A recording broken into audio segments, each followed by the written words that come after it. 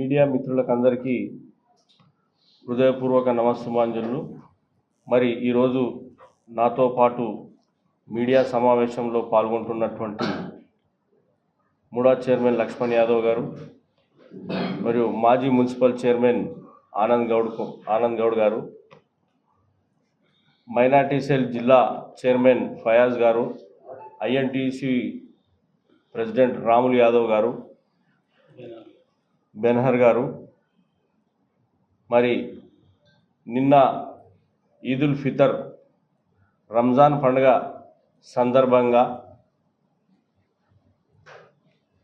NM Srinivasareddy గారి ఆదేశానుసారము municipal corporation commissioner Maheshwar Reddy గారి పర్యవేక్షణలో మరి మా మైనార్టీ కార్పొరేషన్ రాష్ట్ర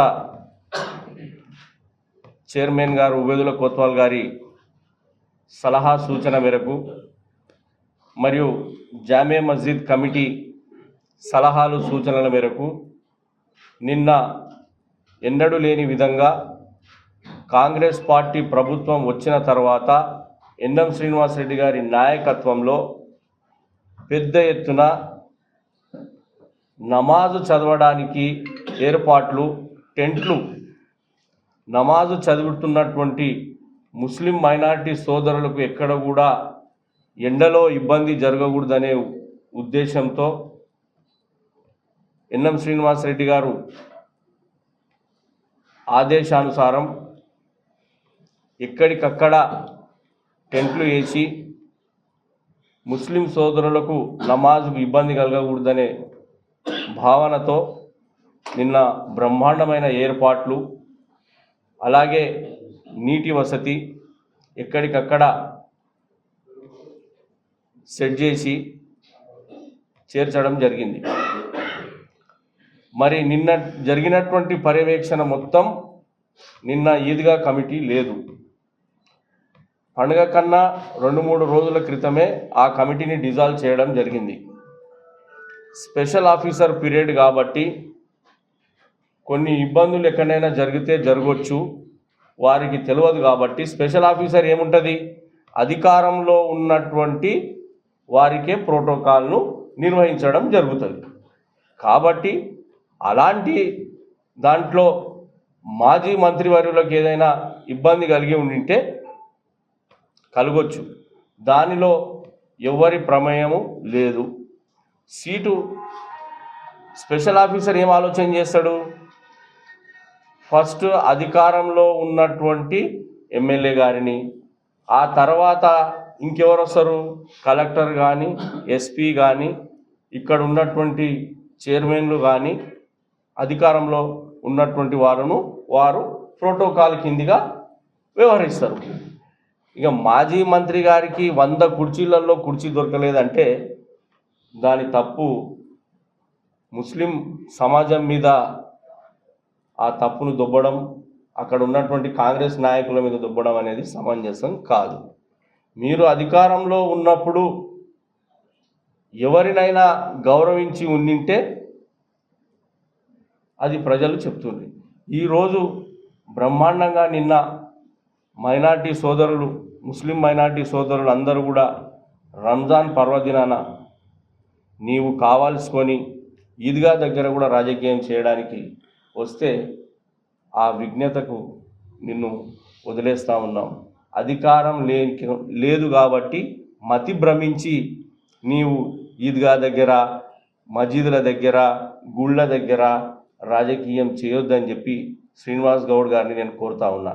ఎందుకంటే మహబూబ్ నగర్లో గత 15 నెలల నుంచి ప్రశాంతమైన వాతావరణంలో మహబూబ్ నగర్ ప్రజలు, ఇటు హిందూ సోదరులు కానీ, ఇటు ముస్లిం సోదరులు కానీ, క్రైస్తవ సోదరులు కానీ మంచి వాతావరణంలో, స్వేచ్ఛాయుత వాతావరణంలో తమ పండుగలను చేసుకుంటూ ఉన్నారు. కాబట్టి ఇలాంటి సంఘటనలు మరి మీరు ఉద్భవించి మరి నీ పక్కన ఉన్నటువంటి గతంలో రాష్ట్ర మైనార్టీ కార్పొరేషన్ చైర్మన్ను మైనార్టీ మా సోదరుడు ఇంతియాజ్ గారిని కూడా నువ్వు గౌరవించలే. చెప్పుకుంటూ పోతే మేము కూడా రాజకీయం చేయాలంటే చాలా ఉన్నాయి. మేము ఆ రాజకీయం మసీదుల దగ్గర మందిరాల దగ్గర రాజకీయం చేయదలుచుకోలేదు. కాబట్టి దయచేసి మిమ్మల్ని ఒకటే కోరుతా ఉన్నాం, మహబూబ్ నగర్లో మంచి వాతావరణం ఉంది, స్వేచ్ఛాయుత జీవితం గడుపుతూ ఉన్నారు ప్రజలు. ఆ వాతావరణాన్ని మీరు మీ రాజకీయ భవిష్యత్తు కొరకు కలుషితం చేసే ప్రయత్నం చేయొద్దని చెప్పి బీఆర్ఎస్ పార్టీ నాయకులు మాజీ మంత్రివర్యులు గారిని నేను కోరుతా ఉన్నాను. ఎందుకంటే మహబూబ్ నగర్ ప్రజలు మిమ్మల్ని కాదని కాంగ్రెస్ పార్టీ అధికారంలోనికి తీసుకొచ్చింది. మరి అధికారం లేదు, 15 నెలలకే మీరు అంత ఫ్రస్ట్రేషన్కి గురైతే ఎలాగా? మరి మేము 9 ఏళ్ళు మేము అధికారంలో లేకుండా ఎక్కడ కూడా ఫ్రస్ట్రేషన్కు గురి కాలేదు, మాకు సీట్ ఇవ్వలేదు అని అడగలేదు. మేము ఎక్కడ కూడా మీలాక గుళ్ళ దగ్గర మసీదుల దగ్గర ఈద్గాల దగ్గర రాజకీయం చేయలేదు. మిమ్మల్ని ఒకటే కోరుతా ఉన్నాం, మీడియా మిత్రులు కూడా నిన్న మంచిగా గత 15 నెలల నుంచి ఎక్కడికక్కడ ప్రతీది కూడా అధికార పార్టీ ఏదైనా తప్పు చేసి ఉంటే తప్పుగా చూయించుకుంటూ, ఏదైనా మంచి చేసి ఉంటే మంచిగా చూయించుకుంటూ ముందరికి వెళ్తున్నారు. కాబట్టి మీడియా మిత్రులను కూడా నేను ఒకటే కోరుతా ఉన్నాను, ఇలాంటి దాని మీద మీరు కూడా ఎక్కడ కూడా రాజకీయంగా అక్కడి వాళ్ళకి కానీ ఇక్కడి వాళ్ళకి కానీ ప్రోత్సహించి.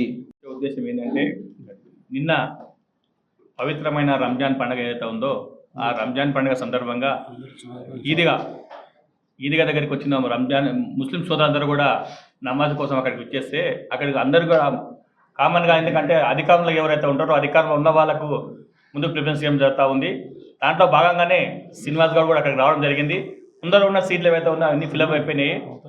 కాబట్టి అక్కడ సైడ్లో ఉన్న కూర్చోవాలి. ఎందుకు చెప్తా ఉన్నామంటే విషయము, గతంలో 10 ఏళ్ళు మేము అనుభవించామండి. ఏంటంటే మేము 10 ఏళ్ళు రోజు కూడా ఇక్కడ వస్తామని ఇక్కడ కనీసం పిలిచే నాదోకి దిక్కులేరు. అప్పుడు కనీసం ఆఫీసర్స్ కానీ అక్కడ ఉన్న ఎవరైనా పిలవలేరు.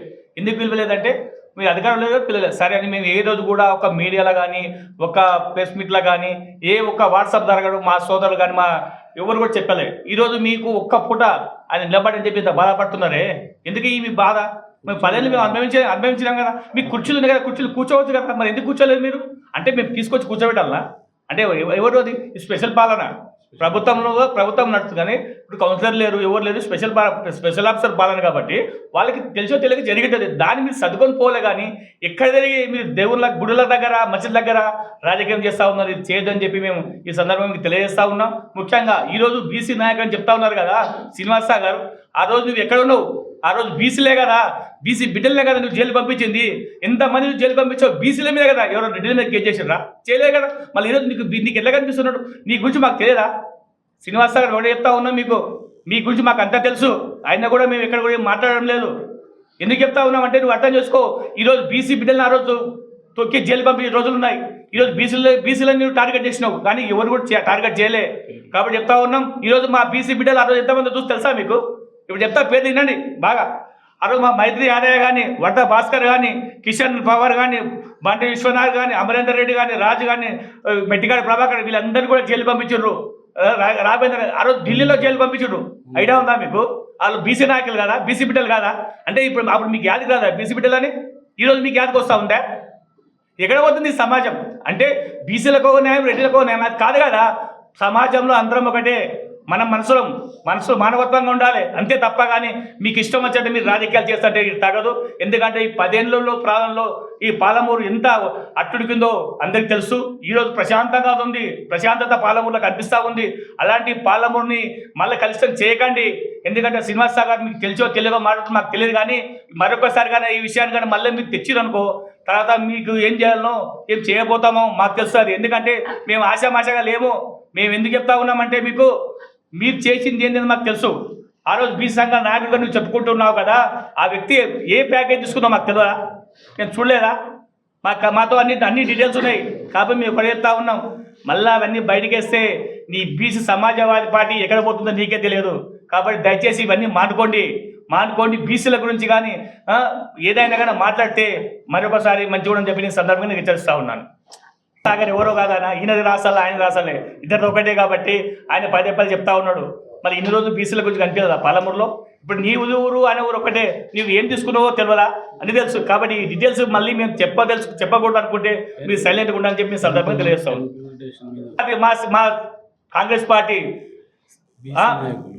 BC general secretary Siraj Khan jail పంపలేదా? 2 సార్లు జైలు పంపించావు కదా.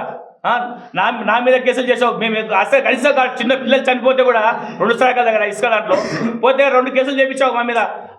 డబుల్ బెడ్రూమ్ పోయి ఎవరు ఇది చేసింది? కాంగ్రెస్ పార్టీ బీసీ నాయకులు కదా.